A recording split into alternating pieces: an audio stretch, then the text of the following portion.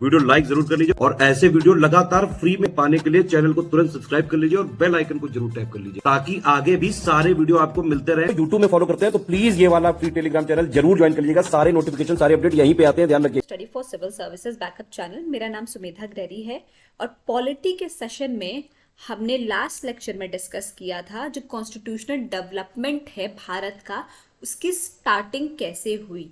ठीक है, तो सबसे पहले हमने क्या देखा था कि ब्रिटिशर्स भारत में कब आए थे, 1600 में आए थे। किस तरीके से ईस्ट इंडिया कंपनी के नाम से ट्रेड करने के लिए आए थे।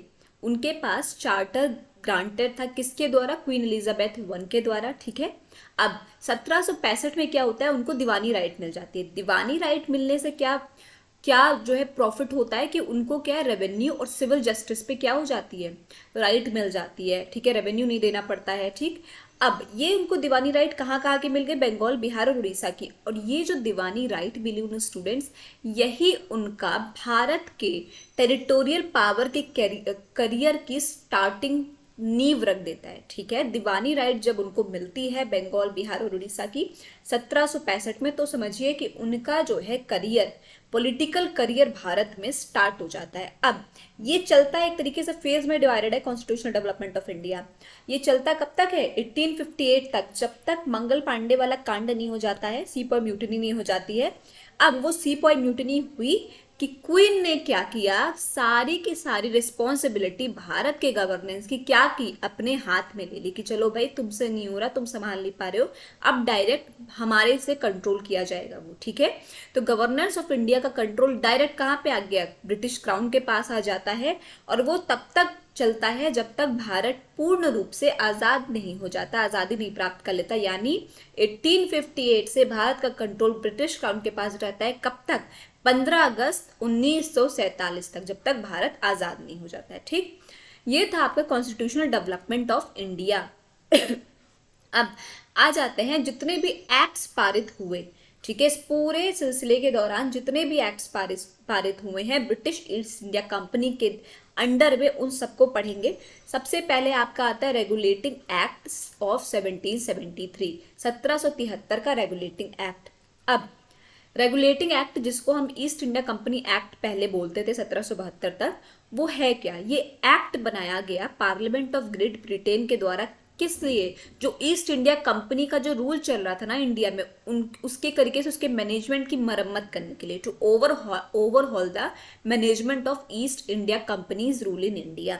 ठीक, it mark the first step toward the parliamentary control over the company and centralised administration in India. अब क्या है, एक तरीके से ये पहला जो है कदम था पार्लियामेंट्री कंट्रोल का, कंपनी के पार्लियामेंट्री कंट्रोल और उसके सेंट्रलाइज एडमिनिस्ट्रेशन का, कहाँ पे, भारत में।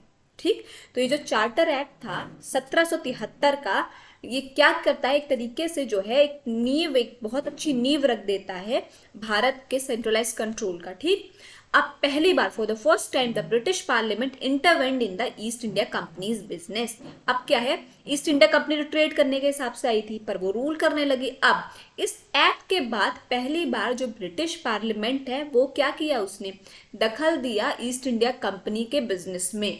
ठीक, it designated the governor of Bengal as governor general of Bengal and created an executive council of 4 members to assist him.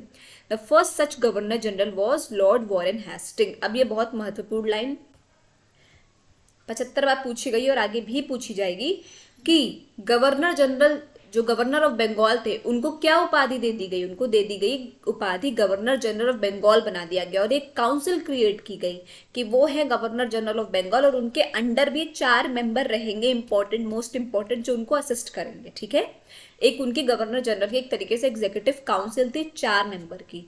तो पहले गवर्नर जनरल बंगाल के बनाए गए, कौन बनाया गया, लॉर्ड वॉरेन हास्टिंग। बहुत ही ज्यादा मेजर इंपॉर्टेंट क्वेश्चन है ये, मेजर इंपॉर्टेंट लाइन कि पहला गवर्नर जनरल ऑफ बंगाल कौन थे, Lord Warren Hasting. It made the governors of Bombay and Madras presidency subordinate to the governor general of Bengal. अब बंगाल के अंडर क्या क्या ला दिया गया, बॉम्बे, मद्रास की प्रेसिडेंसीज को भी ला दिया गया। By this the governor of Madras and Bombay came under the governor general of Bengal while the governors of all the presidencies were different from each other.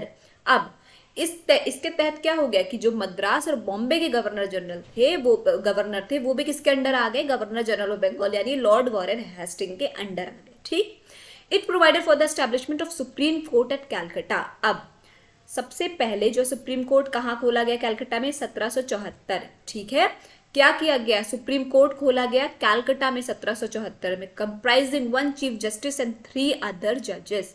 ठीक है, अब सबसे पहले सुप्रीम कोर्ट कहाँ खोला गया, कैलकाटा में 1774 में, 1 चीफ जस्टिस और उनका साथ काम करने के लिए 3 अदर जजेस। तो सबसे पहले चीफ जस्टिस कौन थे, sir Elijah Impey. Very very very important line.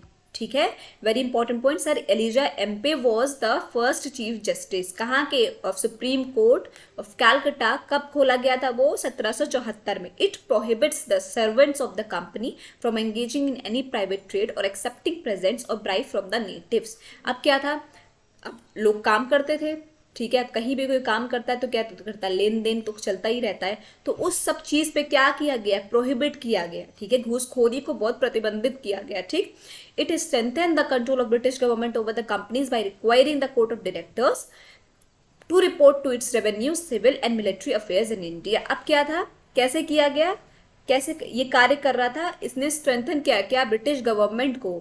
ठीक है, कि कंपनी ओवर द कंपनीज, क्या किया, कंपनी के ऊपर एक तरीके से ब्रिटिश गवर्नमेंट का कंट्रोल किया कि वो अपनी रेवेन्यू, सिविल और मिलिट्री अफेयर्स जो भी है उसकी भारत में, उसकी रिपोर्ट दिया करेगी। ठीक, the control over Indian affairs through this act for the first time the British cabinet was empowered to exercise control over Indian affairs. अब इस एक्ट के तहत क्या किया गया, ब्रिटिश कैबिनेट ने भारत के इंडियन अफेयर्स पे भी कंट्रोल जो है लाना शुरू किया। Administration in Bengal was to be carried out by the governor general and a council consisting of 4 members. जैसे हमने पहले पढ़ा कि governor general lord Warren Hastings पहले बनाए गए बंगाल के, तो वही जो है वो और उनकी 4 मेंबर की जो काउंसिल थी वही सारा एडमिनिस्ट्रेशन बंगाल का देखते थे।